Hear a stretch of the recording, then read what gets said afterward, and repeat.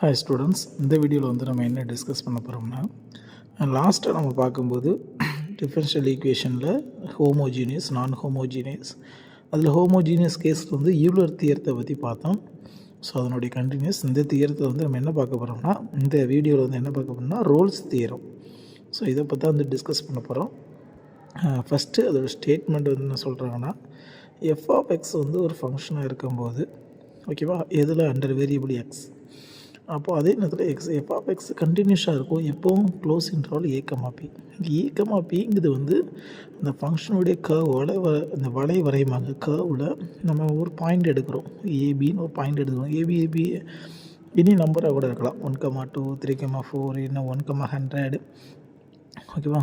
அப்போது இந்த இன்டர்வலில் இப்போ ஒரு ஃபங்க்ஷனாக இருந்தால், இப்போது வந்து க்ளோஸ் இன்டர்வலில் ஃபங்க்ஷனாக இருந்தால், அடுத்து பார்த்தீங்கன்னா f of x differential for every point in open interval a, B.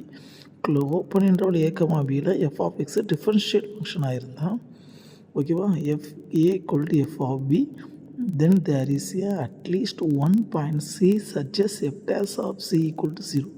சிங்கிறது critical point வாங்க, ஓகேவா. இந்த 3 கண்டிஷனும் அதில் பூர்த்தி ஆச்சுன்னா அந்த ஃபங்க்ஷனுக்கு பேர் என்ன சொல்லுவோம், அது ரோல்ஸ் தியரம் அங்கே அப்ளை ஆகுதுன்னு நம்ம சொல்லலாம். சரி, இப்போ பார்த்தீங்கன்னா ப்ரூஃபை பார்த்தீங்கன்னா இங்கே சொல்லப்பட்டிருக்கு, ஓப்பன் இன்டர்வல், க்ளோஸ் இன்டர்வல், நம்ம சொன்னது தான் அங்கே சொல்லியிருக்காங்க, ஓகேவா. F of X equal to F of K. இப்போ நம்ம ஏன்னு ஒன்று எடுக்கிறோம், ஏபி பாயிண்ட் அப்ளை பண்ணும்போது அந்த கான்ஸ்டன்ட்டுக்கு நம்ம ஈக்குவல் பண்ணுறோம்.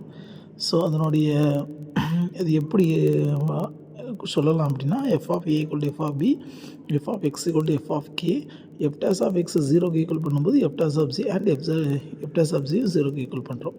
அப்படி பண்ணும்போது கேஸ் 2ல் நம்ம பார்த்தீங்கன்னா அதனுடைய ஃபார்முலா எப்படி டெரிவேட் பண்ணுறாங்க பாருங்கள்.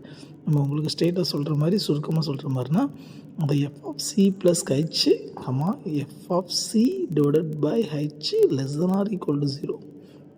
இதே இது அப்படி மைனஸ் வந்துச்சுன்னா F of C minus H வந்தால் கிரேட்டர் தான் ஈக்குவல் டு 0, ரைட். இப்போது ஒரு சின்ன எக்ஸாம்பிள் நம்ம சொல்லித்தரேனே. இப்போ எக்ஸாம்பிள் நீங்கள் பார்த்தீங்கன்னா, ஒரு வெரிஃபை ரோல் தியரம் இன்டர்வல் ஓப்பனில் 2, க்ளோஸ் இன்டர்வலில் 4 கொடுத்துருக்குறாங்க. ஒரு ஃபங்க்ஷன் கொடுத்துருக்குறாங்க, அந்த ஃபங்க்ஷனில் ஏ, பி 2,4. அப்போ அதை வந்து நம்ம செய்யணும், டிஃபரன்ஷியேட் பண்ணுறோம். 2x - 6 கிடைக்கி, எஃப் டேஸ் ஆஃப் சிங்கும்போது சி அப்ளை பண்ணுறோம், 2c - 6, அது 0க்கு ஈக்குவல் பண்ணும்போது சி ஈக்குவல் டு 3 இருக்குது. இது 3ங்கிறது 2க்கு 4க்கு நடுவில் இருக்கா, இருக்குது. அப்படி இருந்தால் அந்த ரோல்ஸ் தியரம் வெரிஃபைடு. சொல்லப்படுது சிங்கிறது கிரிட்டிக்கல் பாயிண்ட் அப்படிம்பாங்க. அந்த பாயிண்ட் அதில் நடுவில் இருந்துச்சுன்னா இது வந்து 12யும் இதோட அவுட்லைன்ஸ், இந்த ரோல்ஸ் தியரத்தை பற்றி கேள்விப்பட்டிருப்பீங்க. ஸோ இதுக்கு அப்ளிகேஷன்ஸ் அண்டு இதனுடைய அடுத்த தியரம் என்னங்கிறத நம்ம அடுத்த வீடியோவில் பார்க்கலாம். Okay, thank you.